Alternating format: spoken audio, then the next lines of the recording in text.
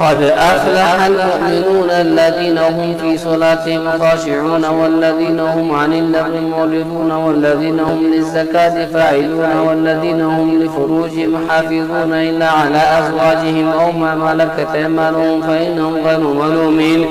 فمن ابتغى وراء ذلك فأولئك هم العادون والذين هم لأماناتهم وعهدهم راعون والذين هم على صلواتهم يحافظون أولئك هم الوارثون الذين يرثون الفردوس هم فيها خالدون ولقد خلقنا الإنسان من سلالة من طين ثم جعلناه نطفة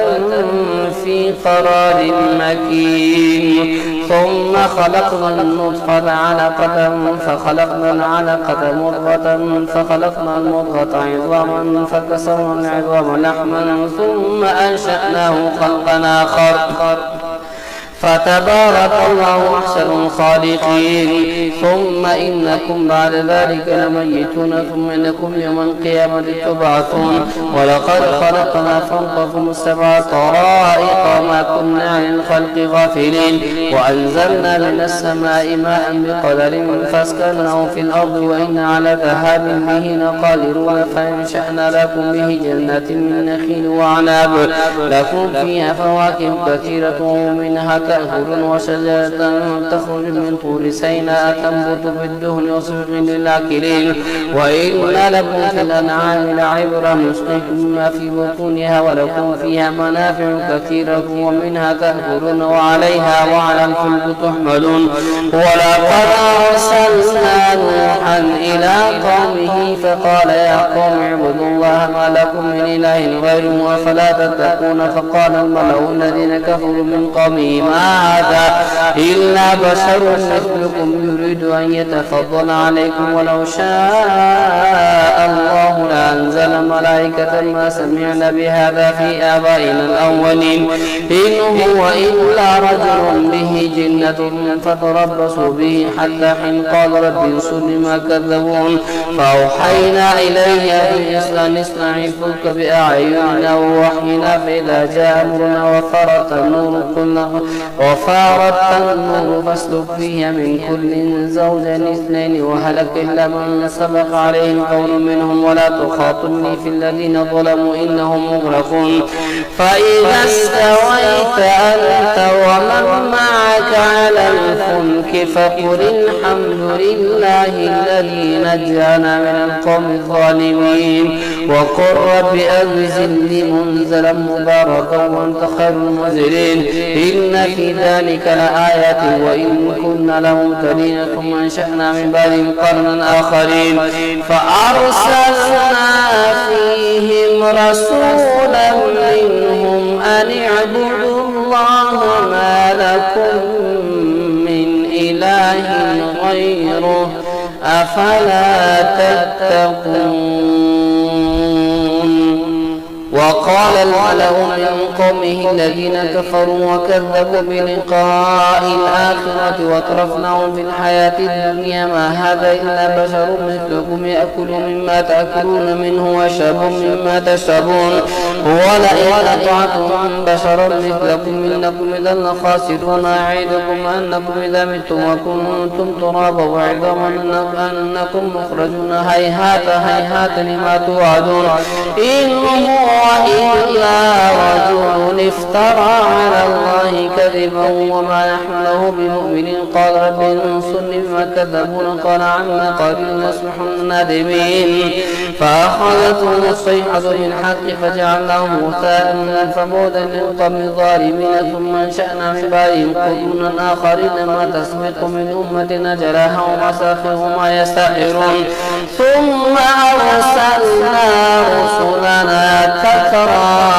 كلما جاء أمة أمة رسولها كذبوه فاتبعنا بعضهم بعضا وجعلناهم أحاديث وبعدا لقوم لا يؤمنون ثم أرسلنا موسى وأخاه هارون بآياتنا وسلطان مبين إلى فرعون وملئه فاستكبروا وكانوا قوما عالين فقالوا أنؤمن لبشرين مثلنا وقومهما لنا عابدون فكذبوهما فكانوا من المهلكين ولقد آتينا موسى الكتاب لعلهم يهتدون وجعلنا ابن مريم وأمه آية وآويناهما إلى ربوة ذات قرار ومعين يا أيها الرسل كلوا من الطيبات واعملوا صالحا إني بما تعملون عليم إن هذه أمتكم أمة واحدة وأنا ربكم فاتقون فتقطعوا أمرهم بينهم زبرا كل حزب بما لديهم فرحون فذرهم في غمرة حتى حين أيحسبون أن ما نمدهم به من مال وبنين نسارع لهم في الخيرات بل لا يشعرون إن الذين هم من خشية ربهم مشفقون والذين هم بآيات ربهم يؤمنون والذين هم لربهم لا يشركون والذين يؤتون ما آتوا وقلوبهم وجلة أنهم إلى ربهم راجعون أولئك يسارعون في الخيرات وهم لها سابقون ولا نكلف نفسا إلا وسعها ولدينا كتاب ينطق بالحق وهم لا يظلمون بل قلوبهم في غمرة من هذا ولهم أعمال من دون ذلك وهم لها عاملون حتى إذا أخذنا مترفيهم بالعذاب إذا هم يجأرون لا تجأروا اليوم إنكم منا لا تنصرون قد كانت آياتي تتلى عليكم فكنتم على أعقابكم تنكصون مستكبرين به سامرا تهجرون أفلم يدبروا القول أم جاءهم ما لم يأت آباءهم الأولين أم لم يعرفوا رسولهم فهم له منكرون أم يقولون به جنة بل جاءهم بالحق وأكثرهم للحق كارهون ولو اتبع الحق أهواءهم لفسدت السماوات والأرض ومن فيهن بل أتيناهم بذكرهم فهم عن ذكرهم معرضون أم تسألهم خرجا فخراج ربك خير وهو خير الرازقين وإنك لتدعوهم إلى صراط مستقيم وإن الذين لا يؤمنون بالآخرة عن الصراط لناكبون ولو رحمناهم وكشفنا ما بهم من ضر للجوا في طغيانهم يعمهون ولقد أخذناهم بالعذاب ثم استكانوا لربهم وما يتضرعون حتى إذا فتحنا عليهم بابا ذا عذاب شديد إذا هم فيه مبلسون وهو الذي أنشأ لكم السمع والأبصار والأفئدة قليلا ما تشكرون وهو الذي ذرأكم في الأرض وإليه تحشرون وهو الذي يحيي ويميت وله اختلاف الليل والنهار فلا تعقلون بل قالوا مثل ما قال الأولون قالوا إذا متنا وكنا ترابا وعظاما أئنا لمبعوثون لقد وعدنا نحن وآباؤنا هذا من قولنا هذا إلا أساطير الأولين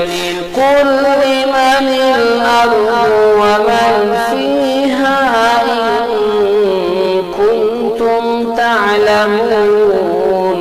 سيقولون لله قل أفلا تذكرون قل من رب السماوات السبع ورب العرش العظيم سيقولون لله قل أفلا تتقون قل من بيده ملكوت كل شيء وهو يجير ولا يجار عليه إن كنتم تعلمون سيقولون لله قل فأنى تسحرون بل أتيناهم بالحق وإنهم لكاذبون ما اتخذ الله من ولد وما كان معه من إله إذا لذهب كل إله بما خلق ولعلى بعضهم على بعض سبحان الله عما يصفون عالم الغيب والشهادة فتعالى عما يشركون قل رب إما تريني ما يوعدون ربي فلا تجعلني في القوم الظالمين وإنا على أن نريك ما نعدهم لقادرون ادفع بالتي هي أحسن السيئة نحن أعلم بما يصفون وقل رب أعوذ بك من همزات الشياطين وأعوذ بك رب أن يحضرون حتى إذا جاء أحدهم الموت قال رب ارجعون لعلي أعمل صالحا فيما تركت كلا إنها كلمة هو قائلها ومن ورائهم برزخ إلى يوم يبعثون فإذا نفخ في الصور فلا أنساب بينهم يومئذ ولا يتساءلون فمن ثقلت موازينه فأولئك هم المفلحون ومن خفت موازينه فأولئك الذين خسروا أنفسهم في جهنم خالدون تلفح وجوههم النار وهم فيها كالحون ألم تكن آياتي تتلى عليكم فكنتم بها تكذبون قالوا ربنا غلبت علينا شقوتنا وكنا قوما ضالين ربنا أخرجنا منها فإن عدنا فإنا ظالمون قال اخسئوا فيها ولا تكلمون إنه كان فريق من عبادي يقولون ربنا آمنا فاغفر لنا وارحمنا وأنت خير الراحمين فاتخذتموهم سخريا حتى أنسوكم ذكري وكنتم منهم تضحكون إني جزيتهم اليوم بما صبروا أنهم هم الفائزون قال كم لبثتم في الأرض عدد سنين قالوا لبثنا يوما أو بعض يوم فاسأل العادين قال إن لبثتم إلا قليلا لو أنكم كنتم تعلمون أفحسبتم أنما خلقناكم عبثا وأنكم إلينا لا ترجعون فتعالى الله الملك الحق لا إله إلا هو رب العرش الكريم ومن يدعو مع الله إلها آخر لا برهان له به فإنما حسابه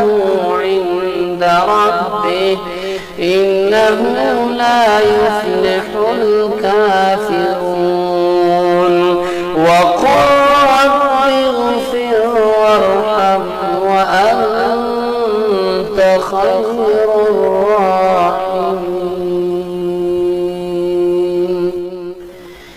سورة أنزلناها وفرضناها وأنزلنا فيها آيات بينات لعلكم تذكرون الزانية والزاني فاجلدوا كل واحد منهما 100 جلدة ولا تأخذكم بهما رأفة في دين الله إن كنتم تؤمنون بالله واليوم الآخر وليشهد عذابهما طائفة من المؤمنين الزاني لا ينكح إلا زانية أو مشركة والزانية لا ينكحها إلا زان أو مشرك وحرم ذلك على المؤمنين والذين يرمون المحصنات ثم لم يأتوا ب4 شهداء فاجلدوهم 80 جلدة ولا تقبلوا لهم شهادة أبدا وأولئك هم الفاسقون إلا الذين تابوا من بعد ذلك واصلحوا فإن الله غفور رحيم والذين يرمون أزواجهم ولم يكن لهم شهداء إلا أنفسهم فشهادة أحدهم 4 شهادات بالله إنه لمن الصادقين والخامسة أن لعنة الله عليهم كان من الكاذبين ويدرأ عنها العذاب أن تشهد 4 شهادات بالله إنه لمن الكاذبين والخامسة أن غضب الله عليها إن كان من الصادقين ولولا فضل الله عليكم ورحمته وأن الله تواب حكيم إن الذين جاءوا بالإفك عصبة منكم لا تحسبوه شرا لكم بل هو خير لكم لكل امرئ منهم ما اكتسب من الإثم والذي تولى كبره منهم له عذاب عظيم. لولا إذ سمعتموه ظن المؤمنون والمؤمنات بأنفسهم خيرا وقالوا هذا إفك مبين لولا جاءوا عليه بأربعة شهداء فإذ لم يأتوا بالشهداء فأولئك عند الله هم الكاذبون. ولولا فضل الله عليكم ورحمته في الدنيا والآخرة لمسكم فيما فتوا فيه عذاب عظيم إذ تلقونه بألسنتكم وتقولون بأفواهكم ما ليس لكم به علم وتحسبونه هينا وهو عند الله عظيم. ولولا إذ سمعتموه قلتم ما يكون لنا أن نتكلم بهذا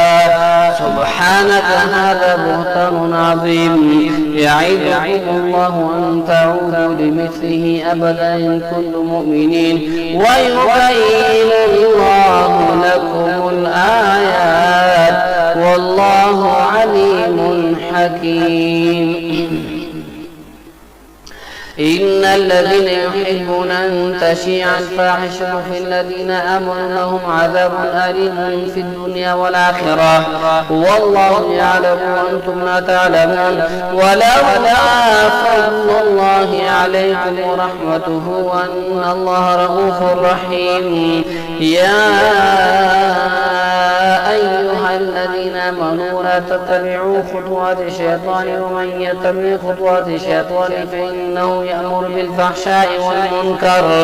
ولولا فضل الله عليكم ورحمته ما زكى منكم من أحد أبدا ولكن الله يزكي من يشاء والله سميع عليم. ولا يأتل أولي الفضل منكم والسعة أن يؤتوا للقربى والمساكين والمهاجرين في سبيل الله وليعفوا وليصفحوا ألا تحبون أن يغفر الله لكم والله غفور رحيم. إن الذين يرمون المحصنات الغافلات المؤمنات يلعنوا في الدنيا والآخرة ولهم عذاب عظيم يوم تشهد عليهم ألسنتهم وأيديهم وارجلهم بما كانوا يعملون يومئذ وفيهم الله دينهم الحق ويعلمون أن الله هو الحق المبين. الخبيثات للخبيثين والخبيثون للخبيثات والطيبات للطيبين والطيبون للطيبات أولئك مبرؤون مما يقولون لهم مغفرة ورزق كريم. يا أيها الذين آمنوا لا تدخلوا بيوتا غير بيوتكم حتى تستأنسوا وتسلموا على أهلها ذلكم خير لكم لعلكم تذكرون. فإن لم تجدوا فيها أحدا فلا تدخلوها حتى يؤذن لكم وإن قيل لكم ارجعوا فارجعوا وأزكى لكم والله بما تعملون عليم. ليس عليكم جناح أن تدخلوا بيوتا غير مسكونة فيها متاع لكم والله يعلم ما تبدون وما تكتمون. قل للمؤمنين يغضوا من أبصارهم ويحفظوا فروجهم ذلك أزكى لهم إن الله خبير بما يصنعون. وقل للمؤمنات يغضضن من أبصارهن ويحفظن فروجهن ولا يبدين زينتهن إلا ما ظهر منها وليضربن بخمورهن على جيوبهن ولا يبدين زينتهن إلا لبعولتهن أو آبائهن أو آباء بعولتهن أو أبنائهن أو أبناء بعولتهن أو إخوانهن أو بني إخوانهن أو بني أخواتهن أو نسائهن أو ما ملكت أيمانهن أو التابعين غير أولي الإربة من الرجال أو الطفل الذين لم يظهروا على عورات النساء ولا يضربن بأرجلهن ليعلم ما يخفين من زينة وتوبوا إلى الله جميعا أيها المؤمنون لعلكم تفلحون وأنكحوا الأيام منكم والصالحين من عبادكم وإمائكم إن يكونوا فقراء يغنيهم الله من فضله والله واسع عليم وليستعفف الذين لا يجدون نكاحا حتى يغنيهم الله من فضله والذين يبتغون الكتاب مما ملكت أيمانكم فكاتبوهم إن علمتم فيهم خيرا وآتوهم من مال الله الذي آتاكم ولا تكرهوا فتياتكم على البغاء إن أردنا تحصنا لتبتغوا عرض الحياة الدنيا ومن يكرهن فإن الله من بعد إكراههن غفور رحيم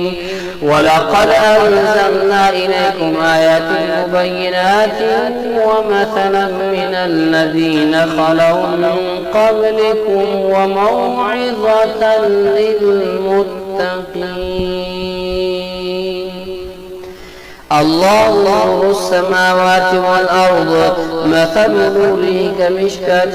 فيها مصباح المصباح في زجاجة الزجاجة كأنها كوكب دري يوقد من شجرة مباركة الزجاجة كأنها كوكب دري يوقد من شجرة مباركة زيتونة لا شرقية ولا غربية يكاد زيتها يضيء ولو لم تمسسه نار نور على نور يهدي الله لنوره من يشاء ويضرب الله الأمثال للناس والله بكل شيء عليم في بيوت أذن الله أن ترفع ويذكر فيها اسمه يسبح له فيها بالغدو والآصال رجال لا تلهيهم تجارة ولا بيع عن ذكر الله وإقام الصلاة وإيتاء الزكاة يخافون يوما تتقلب فيه القلوب والأبصار ليجزيهم الله أحسن ما عملوا ويزيدهم من فضله والله يرزق من يشاء بغير حساب أو كظلمات في بحر لجي يغشاه موج من فوقه موج من فوق سحاب ظلمات بعضها فوق بعض إذا أخرج له لم يكد يراها والذين كفروا أعمالهم كسراب بقيعة يحسبه الظمآن ماء حتى إذا جاءه لم يجده شيئا وجد الله عنده فوفاه حسابه والله سريع الحساب أو كظلمات في بحر لجي يغشاه موج من فوقه موج من فوقه سحاب ظلمات بعضها فوق بعض إذا أخرج يده لم يكد يراها ومن لم يجعل الله له نورا فما له من نور ألم تر أن الله يسبح له من في السماوات والأرض والطير صافات كل قد علم صلاته وتسبيحه والله عليم بما يفعلون ولله ملك السماوات والأرض وإلى الله المصير ألم تر أن الله يزجي سحابا ثم يؤلف بينه ثم يجعله ركاما فترى الودق يخرج من خلاله وينزل من السماء من جبال فيها من برد فينصر به من يشاء ويصرفه عن من يشاء يكاد سنا برقه يذهب بالأبصار يقلب الله الليل والنهار إن في ذلك لعبرة لأولي الأبصار. والله خلق كل دابة من ماء فمنهم من يمشي على بطنه ومنهم من يمشي على رجلين ومنهم من يمشي على أربع يخلق الله ما يشاء إن الله على كل شيء قدير. لقد أنزلنا آيات مبينات والله يهدي من يشاء إلى صراط مستقيم. ويقولون آمنا بالله وبالرسول وأطعنا ثم يتولى فريق منهم من بعد ذلك وما أولئك بالمؤمنين. وإذا دعوا إلى الله ورسوله ليحكم بينهم إذا فريق منهم معرضون ويكن لهم الحق يأتوا إليه مذعنين أفي قلوبهم مرض أم ارتابوا أم يخافون أن يحيف الله عليهم ورسوله بل أولئك هم الظالمون. إنما كان قول المؤمنين إذا دعوا إلى الله ورسوله يحكم بينهم أن يقولوا سمعنا وأطعنا وأولئك هم المفلحون. ومن يطع الله ورسوله ويخشى الله ويتقي فأولئك هم الفائزون. وأقسموا بالله جهد أيمانهم لئن أمرتهم ليخرجون قل لا تقسموا طاعة معروفة إن الله خبير بما تعملون. قل أطيعوا الله وأطيعوا الرسول فإن تولوا فإنما عليه ما حمل وعليكم ما حملتم وإن تطيعوه تهتدوا وما على الرسول إلا البلاغ المبين. وعد الله الذين آمنوا منكم وعملوا الصالحات ليستخلفنهم في الأرض كما استخلف الذين من قبلهم وليمكنن لهم دينهم الذي ارتضى لهم وليبدلنهم من بعد خوفهم أمنا يعبدون لا يشركون به شيئا ومن كفر بعد ذلك فأولئك هم الفاسقون. وأقيموا الصلاة وآتوا الزكاة وأطيعوا الرسول لعلكم ترحمون. لا تحسبن الذين كفروا معجزين في الأرض ومأواهم النار ولبئس المصير. يا أيها الذين آمنوا ليستأذنكم الذين ملكت أيمانكم الذين لم يبلغوا الحلم منكم 3 مرات من قبل صلاة الفجر وحين تضعون ثيابكم من الظهيرة ومن بعد صلاة العشاء 3 عورات لكم ليس عليكم ولا عليهم جناح بعدهن طوافون عليكم بعضكم على بعض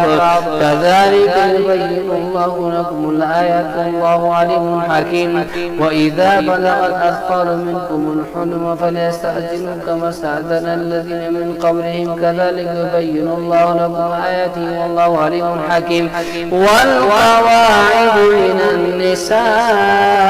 اللاتي لا يرجون نكاحا فليس عليهن جناح أن يضعن ثيابهن غير متبرجات بزينة وأن يستعففن خير لهن والله سميع عليم. ليس على الأعمى حرج ولا على الأعرج حرج ولا على المريض حرج ولا على أنفسكم أن تأكلوا من بيوتكم وبيوت آبائكم أو بيوت أمهاتكم وبيوت إخوانكم وبيوت أخواتكم وبيوت أعمامكم وبيوت عماتكم أو بيوت أخوالكم وبيوت خالاتكم أو ما ملكتم مفاتحه أو صديقكم ليس عليكم جناح أن تأكلوا جميعا واشتاتا. فإذا دخلتم بيوتا فسلموا على أنفسكم تحية من عند الله مباركة طيبة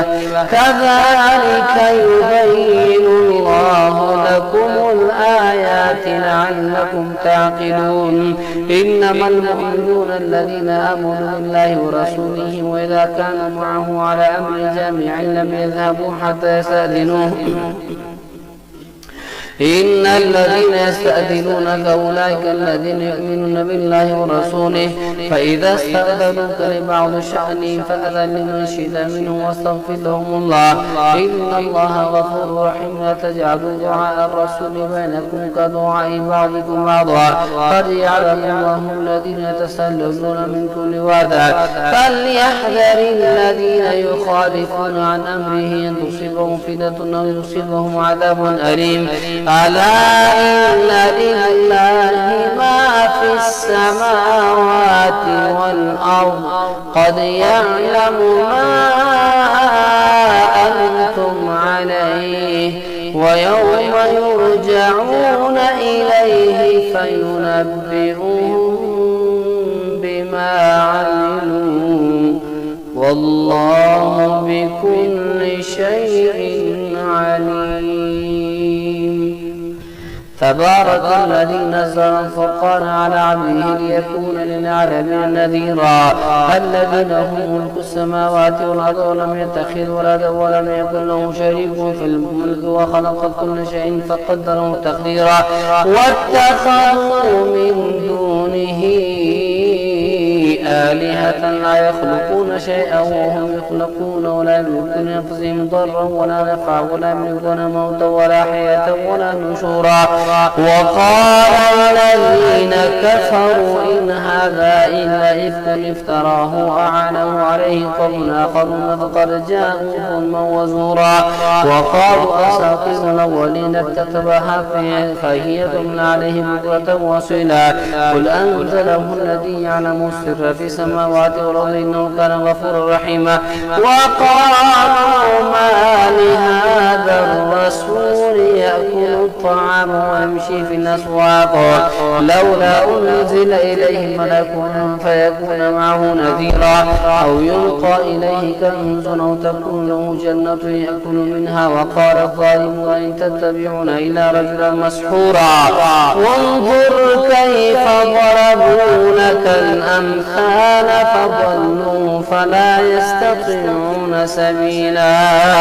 تبارك الذي إن شاء جعل لك خيرا من ذلك جنات تجري من تحتها الأنهار وجعل لك قصورا. بل كذبوا بالساعة وأعتدنا لمن كذب بالساعة سعيرا. إذا رأتهم من مكان بعيد سمعوا لها تغيظا وزفيرا وإذا ألقوا منها مكانا ضيقا مقرنين دعوا هنالك ثبورا لا تدعوا اليوم ثبورا واحدا وادعوا ثبورا كثيرا. قل أذلك خير أم جنة الخلد التي وعد المتقون كان لهم جزاء ومصيرا. لهم فيها ما يشاءون خالدين كان على ربك وعدا مسؤولا. ويوم يحشرهم وما يعبدون من دون الله فيقول أأنتم أضلتم عبادي هؤلاء أم هم ضلوا السبيل. قالوا سبحانك ما كان ينبغي لنا أن نتخذ من دونك من أولياء ولكن متعتهم وآباءهم حتى نسوا الذكر